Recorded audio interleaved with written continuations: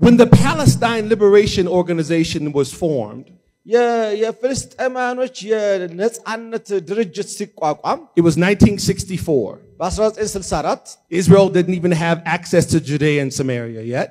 የዛን ጊዜ ወደ ይሁዳ ወደ ሰማሪያ የመግቢያ መንገድም እንኳን እስራኤል አልነበራት It was an exercise of propaganda ምንም ባልነበረበት ጊዜ ፕሮፓጋንዳው ተጀመረ and terrorism against Israel. ከዛ በእስራኤል ላይ የሽብርተኝነት ጥቃት መድረስ ጀመረ In 1969, በ1964 the chairman became a man well known by the name of Yasser Arafat.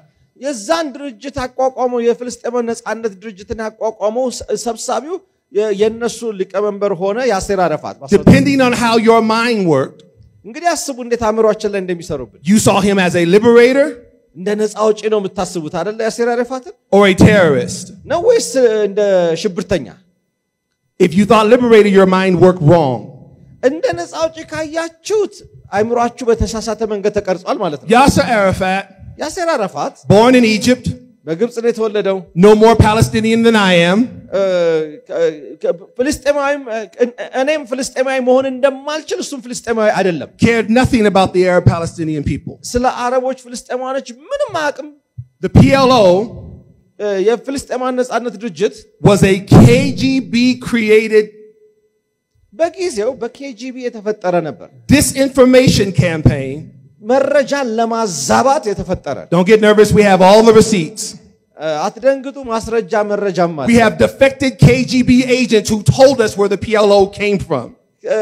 ከኬጂቢ ከርተው የወጡ አንድ ስለላ ሰራተኞች እውነቱን አውጥተውታል ከነመረጃው And on the one hand, he leashed terror and death upon the Israelis. ምንድን ነበር የሚያደርጉት እየወጡ የሽብር ጥቃት ውስጥ ሰዎችን ይገላሉ እስራኤላውያን And stood side by side with black civil rights leaders. ከዛ በኋላ ደግሞ ከጥቁሮች ነፃ አውጪዎች ጋር ደግሞ መጥቶ እኔ ከናንተ ጋር ነኝ ይላል To make people think it was a freedom movement. የነፃ መውጣት እንቅስቃሴ እንደሆነ ለማሳየት በዚህ ሰው እየገደለ በዚህ ደግሞ ከነፃነት ተዋጊዎች ጋር አብሮ ይቆማል I'm not impugning the black civil rights leaders. የጥቁሮች ነፃነት እንቅስቃሴ ውስጥ ያሉትን እየኮነንኩኝ አይደለም You Google Yasser Arafat and Nelson Mandela, you'll get ዛሬ ጉግል ብታረጉ ያሴር አረፋትና ኔልሰን ማንዴላ ፎቶ ተነሱትን ታገኛላችሁ You Google Yasser Arafat and Jesse Jackson, you get ያሴር አረፋትና ጄሲ ጃክሰን ግን አብራችሁ ታያላችሁ ፎቶ Here's the question for the room. ለእናንተ ማቀርበው ጥያቄ ይሄ ነው Why black people?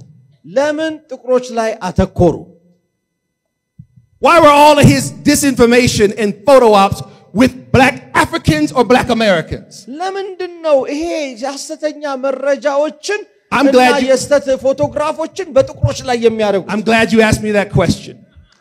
ስላልጠየቃችሁ ስለጠየቃችሁ ማመሰግናለሁ Because no people on the planet ማንንም ሰው በመድር ላይ represent bondage to freedom.